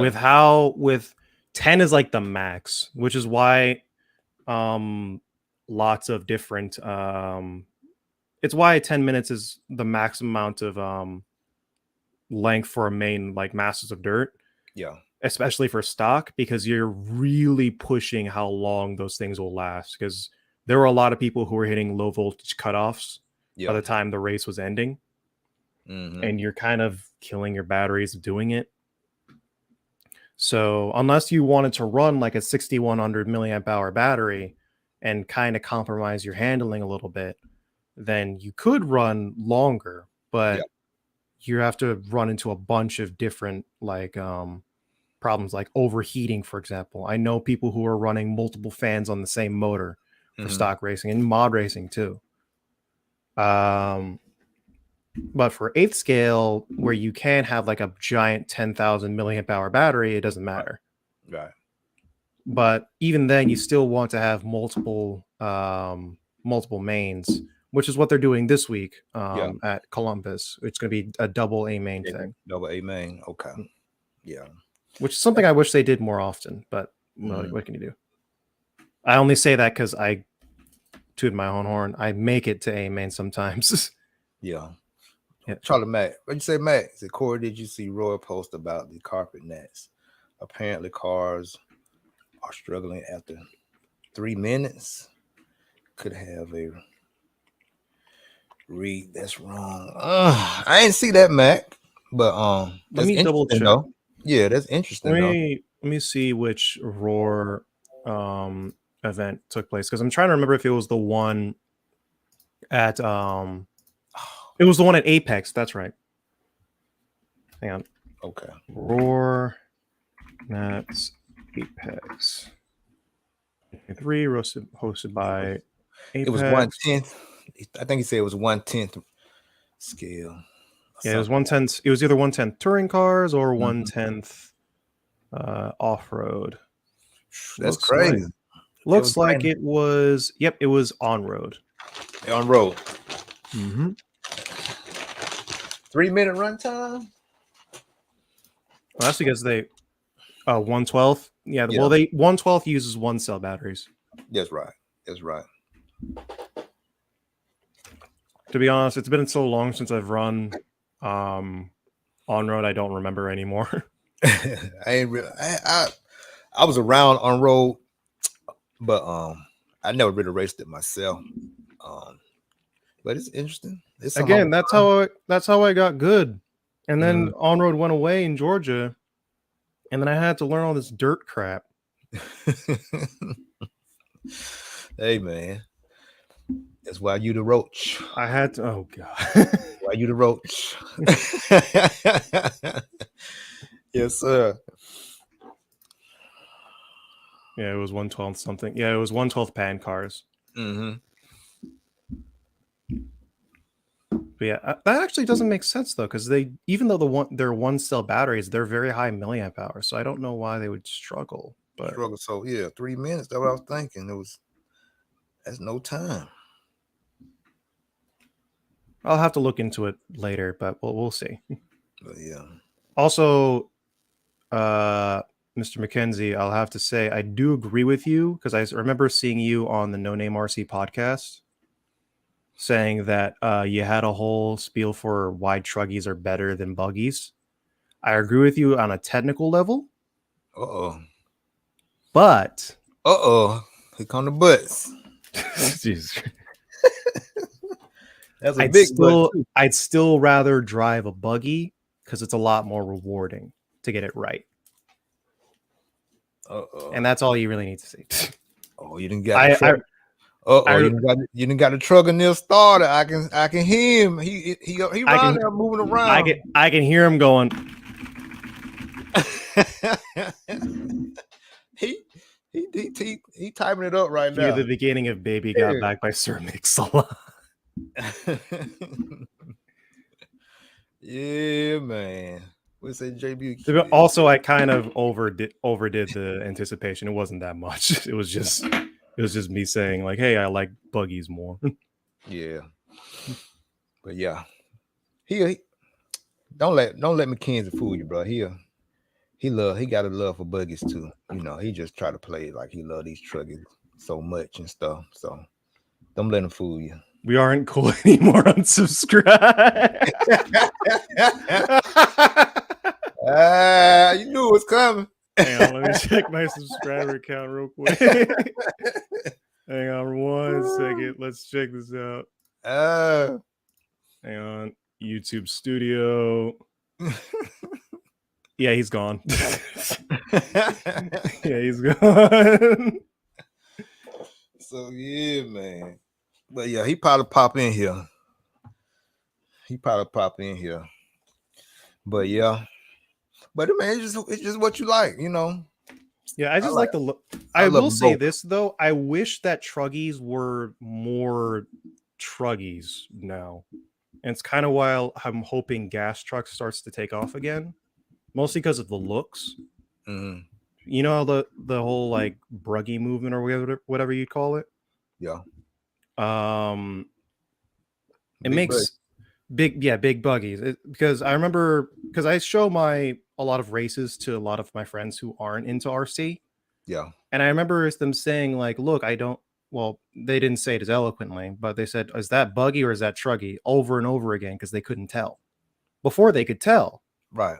From the outside looking in, but now it's like, oh, is that buggy? How big are those tires? Are they driving well, or are they driving like bad?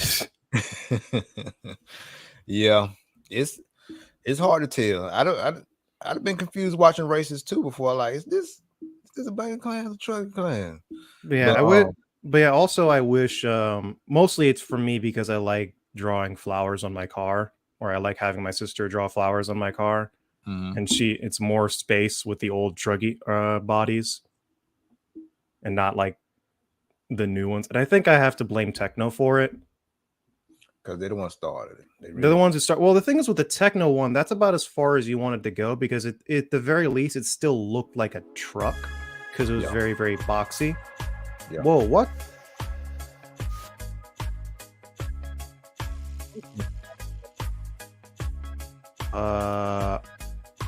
Do you have any music? Yeah, I just turned it on. Oh. Rose like, I'm going crazy. I know it. I'm hearing things again. Wheeler, what's up, big Ant? Anthony Wheeler in the house. Yeah, Anthony said, Buggy and big Buggy is what the class is turning into. So, Buggy and big ass Buggy is what the class is turning. Yep. Yeah. So, I mean, you know, times change. You know how it goes. So I know, but like this is one of those change. Like compared to like maybe I'm finally getting old now when it comes to RC. But like I remember a lot of people really whinging over the use of slicks for off-road. Yeah. And carpet as a whole. And I'm like, it's whatever. But I guess the Bruggy is about as far as I'd go. Yeah. I mean, you can tell the difference in the performance, really. Really. You can or you can't? You can. You can? It's just a little bit more nimble. It jumps a little better. I know, but why not just run a buggy body on a short course truck or a stadium truck or something like that? I mean, they ain't came out with it yet, I don't guess. I know. Well, there are rules against doing so in those classes. Yeah. Well, you know, it just the times and stuff, you know, expand and develop but me and C-Mac will be the last ones running Truggy. If I ever get a Truggy, I'm not running the new buddies unless I'm forced to. Nah, you can run your whatever style you like. Exactly. That's why I'm going to get the old style. Yeah. You can do that. So, yeah. But yeah, bro, man. Did I get your subs back, Charles? Did I do it? Is he back? He probably resubscribe tomorrow or something. He gonna let you suffer for the day though. So oh damn. Yeah. Hit him with that body blow. He ain't like that. Yeah, you kind of kicked him in the nuts then. So you know. Jesus Christ.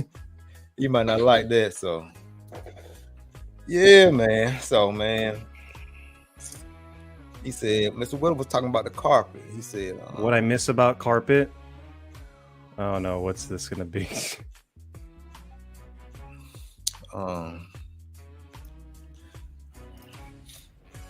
Cause yeah, Will he does the carpet racing too. Oh, he does carpet racing? Yeah, he does 10 scale. Oh, actually, Will done on-road. He done on-road too a couple times. Oh man, I really do miss on-road, even though I don't know much about it anymore. What? What? This angry black man about to come on here. He gonna prove. Oh no. He gonna make the stereotype true. Here you go. Get ready. Hello, how you doing? Told you, man. This is a very upset man. Mic check. Mic check. 1, 2. Can everybody hear me? I can hear you quite well. First and foremost, Corey.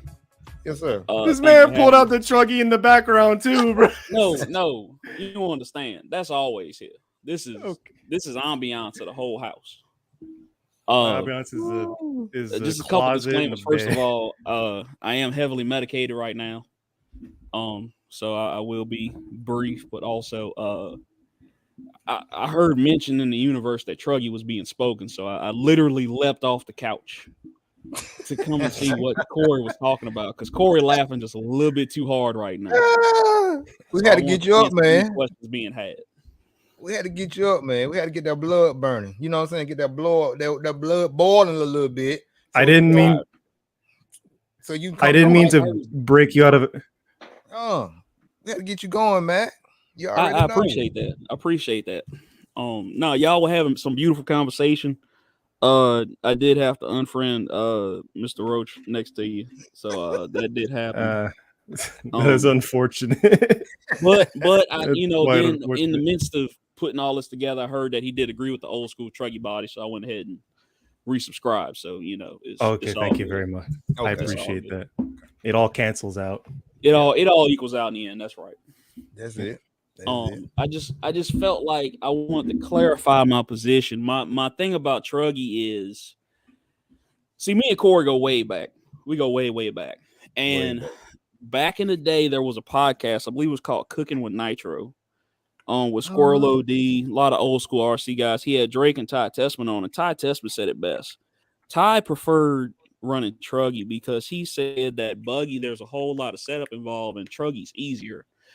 It's easier in the sense to drive, but because it's easier in the sense to drive, it kind of puts everybody on that level in the same playing field. Therefore, it's harder to race. So I just always felt that Truggy was the class to race. Buggy does take a heck of a lot of skill, and you have to know everything from setup to tuning to actual driving ability. But anybody can throw a Truggy out there and go fast. So that's when you truly see some of the cream rise to the top. And I understand what you're talking about, because it's not just with Truggy and Buggy. Well, it's also in 10 scale as well with stadium truck and Buggy. I'd much rather, like, I recently sold my my short course truck. I still have the bodies for it.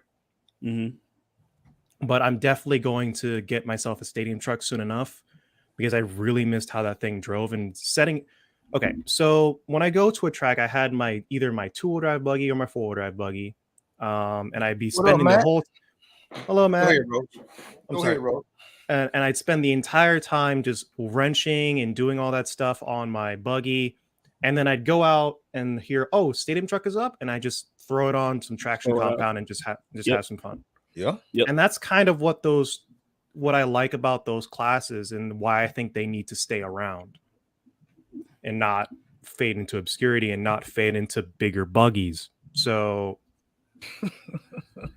because that's what they're turning into. I want more flowers that I can see on the front. We had this conversation. Corey probably remembers this conversation because it came after, I don't know where the plaque is, but it came after the J Concepts Clash, because we had a little bit of controversy. To break it down, it was like, Corey, what was it? It was like 2012, 2013 for the J Concepts Clash, man. And I don't know why I'm asking you. I know I was either 12 or 13 years old. Yeah, man. It was around about that time. Well, what went down was these guys were running 4-wheel drive core truck, and a couple of guys started running what was then known as the short course buggy bodies. They took some of the buggy bodies that came off the SCBs from Losi, and they were running them on 4-wheel drive trucks. Now, anybody who's run a short course truck knows when you jump in the air, there's a good chance that thing parachutes. But with the buggy body, I mean, it streamlined right through it. And they came up with a little bit of spat left, right, and center. Oh, but it makes it handle better. Oh, but it makes this better. Oh, but it does that better. But it's like, yeah, but it takes away from what the class is. So they told them, look, you can only run the traditional short course body. So when I hear guys telling me that the new style truck body helps with steering, helps with, I don't know, cutting through the air. And again, I can understand that coming off a big track, especially outdoors when you're running on something like a DNC or a Badlands. But at the same time, it's like you're just taking a little bit away from what it's supposed to be.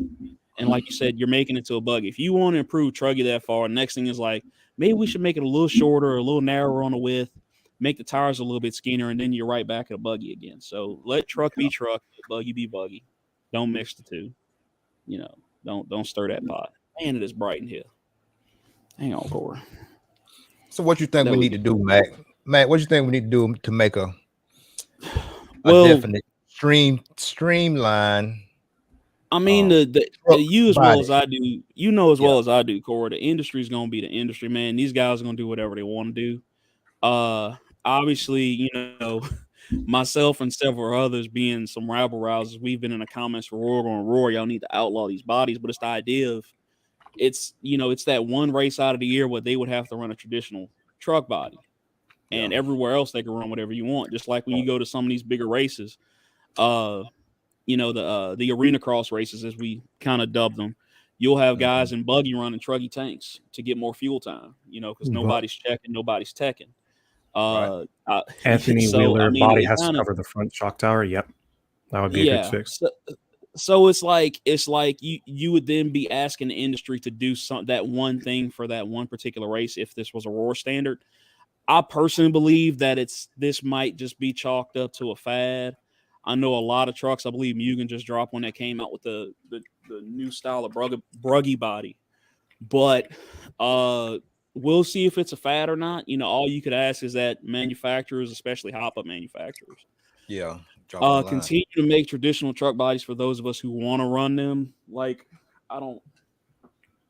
where is it? It's around here somewhere. This particular one, sorry for the noise. It's okay. Take care. Don't hurt yourself. No, I'm good. This this one right here is from Phoenix Performance Designs. It's a traditional camera's over here. It's a traditional truck body, kind of looks like an old Cadillac. This is what I've been running for the last year or so. Just something different, just something that another hop-up market or hop-up manufacturer makes. So I would just ask the industry to continue to make them. And if we swing back to the traditional truck bodies, great. If we don't, the option is still there. I remember back when truggy not first came about, but like the second wave of truggy, we went from the cab middle bodies to the what's now known as the sperm whale body, which is the body cab up front, because they wanted to improve that front plating of wind as it hits the windshield and gives it more downforce.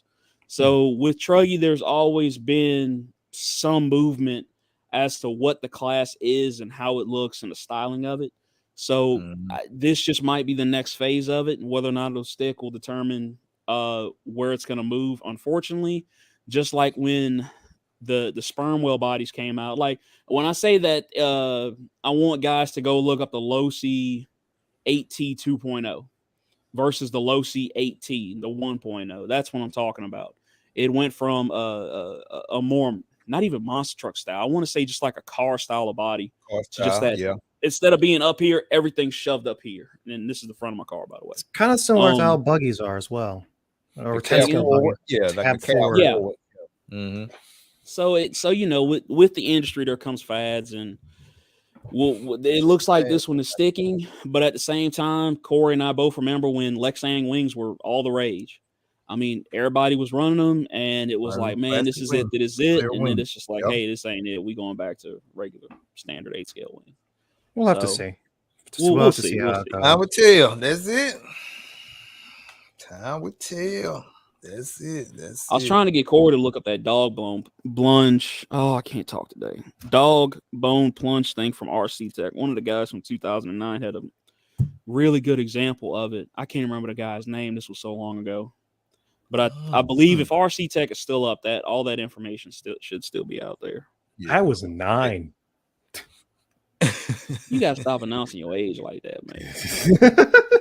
I appreciate it. I appreciate what you're doing right now, but you don't have to do that, man. He gotta do all that, do we, man? He ain't gotta do all that. We know you. I have to make other people feel old before other people make me feel old. See, that this is disrespectful, though. He gonna learn respect like you did, man. And then you coming out here throwing numbers out there, man. Like, see, my knee hurt. Come on, man. Corey, what were you saying? Corey over there staying hydrated. I know he good. Oh, nothing, man. I was just over here staying hydrated. You know. You gotta stay hydrated. You already know us. So yeah. So Matt, what y'all got coming up down there at Saratoga? Well, we just got done with throttle therapy. That was a lovely kickoff to the year. Yeah, man, we had just shy of 120 entries. It's the second largest event. Anthony gonna get cut.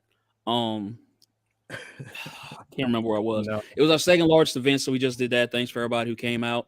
We're actually going to BNT for the battle at BNT Raceway. Not this weekend, but next weekend to do some racing down there in Florida. And obviously we'll have some races in between from now in August, but the first weekend in August. I'm sorry, I'm heavily medicated. The first weekend in August is going to be Bring the Heat, so that's where all roads lead to right now. Okay, that's what's up. You know how we get down, Corey. Yeah. Anthony Wheeler Roach, you have to refer to everyone as uncle now. I already shook my head and said no. Yeah. Yeah, nephew Roach. No. No. Come on, nephew. Nephew Roach. That's not how this works. Roach, then you play on were you on the Cosby Show at one time? Roach on the Cosby Show at one time. Oh God, no. That's messed up. That's before your time. You don't know about it. That's way before his time, man. I wasn't even born yet. You know what I'm talking about? You probably like Cosby. Ain't that dude that went to jail? It's like, no, man. Dr. Hutch. I know he went to jail. I just I can't watch anything. I was a kid and I watched what he used to do. I used to watch the Cosby Show when I was little. And then all that stuff happened. I can't watch this anymore. Watch no more. Well, yeah, man. So, Roach, what you got coming up? What you got coming up again? I got the race at Hobbytown Columbus, which is just going to be the track for, like I said, the Dirt Nationals from Roar. Yeah. So we're going to see how that goes. We got this new B74.2, and yes, it is pink. No, I don't care, because pink is the best color. You like it? I love it, man. That's when them youngsters do that. That's the new age stuff right there. It's all good. It's all good. But yeah, we'll see how that goes. I also got my 2-wheel drive buggy, and Charlie, have you seen some of my my custom painted bodies? No, I haven't. Okay, so hang on one second. Let me grab my 2-wheel drive buggy. I got time for you. Okay, thank you. In fact, let me go full screen on my computer. If I can get out of my chair, it's right up against my bed. And there goes my dinner. Roach, are you still in high school? I'm not that young. I'm 22. Okay, I'm about to say. No, he ain't that young, Mac. But yeah, this is the Roach body. Hey, there you go. This is the Roach body for my 2-wheel drive buggy. Yeah. And my short course bodies, unfortunately, I sold my short course because I needed money for tires. Not tires, but batteries. Hang on one second. Everybody just ignore the hot water heater behind me. That's facilities back there. Don't worry about that. Facilities. This is facilities, man. I'm in the distribution over here. Look at that. What? Is this my room? I'm looking at the line work. Oh my goodness. Oh yeah, this is the first one she did. This is the that's a signed by Spencer Rifkin. That's his sister. His sister. His sister is the artiste. The artist of the family. That's the first one. I came 7th in short course truck back in 2021, and I still have the sticker on it. And this is the newer one. This is the Pro Line body. She did roses on this one, and I kept it more lighter pink. Yeah. Stickers. So it's pretty damn sharp, man. Kudos to sis. Yep, her name is Tiff. I can't pronounce her last name very well, but her name is Tiffany, and I call her Tiffany. There we go. Shout out to sis, man. Shout out to Tiff. Got you a business coming. Got you. Right. Got you. So if you need a body painted, let me know. If that's your kind of thing. So I'll be totally honest with you. Everybody knows that I run this. It's just blue with a gold stripe down the middle. The reason why I do that is because once a year, and I do mean once a year, I will get a buggy body. I will mask it myself. I will cut it myself. I will trim it myself, and I will paint it myself. And the reason why I do that is to remind me just how much I hate painting bodies and why I would rather pay somebody $100 to do a body for me versus me painting it myself. 100%.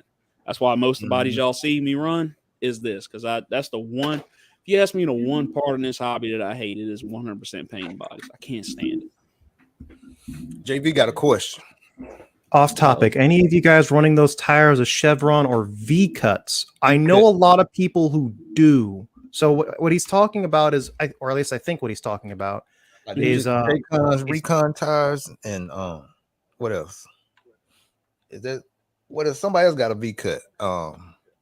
Wait, are you talking about like when people take the foams and like cut a V into the actual? I thought foam, that's what he was talking about, but now I'm wondering if he's talking about. Oh, he might be talking about the off-road pattern. That's a diamond pattern going down the middle, not like a bar tire, but like the new AKA tire. Like no, like the new AKA tire, the Diamantes, the diamonds, Diamantes, whatever they're called. Yeah.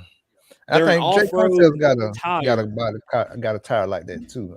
So it's not a bar tire like if you're running on a high traction clay track. It's meant for outdoor off-road, and it just for whatever reason it's like somebody took like a just whatever name an off-road tire you'd run outside somewhere, and they cut a V pattern or an X pattern or a diamond pattern. Oh, those I've seen a couple of those. Yeah. No, JV, if that is what you're talking about, I'm waiting to see if he clarifies that. I have not run them. I have seen guys run them, and I have seen guys be very successful with them. It looks like they're taking a tire. Oh, go ahead. Yeah, they ran them. A lot of guys. I know Jay Conn ran their version of it. The at DNC, and it seemed to do well. So that's another. That's what he's talking about. Yeah. I just checked it up.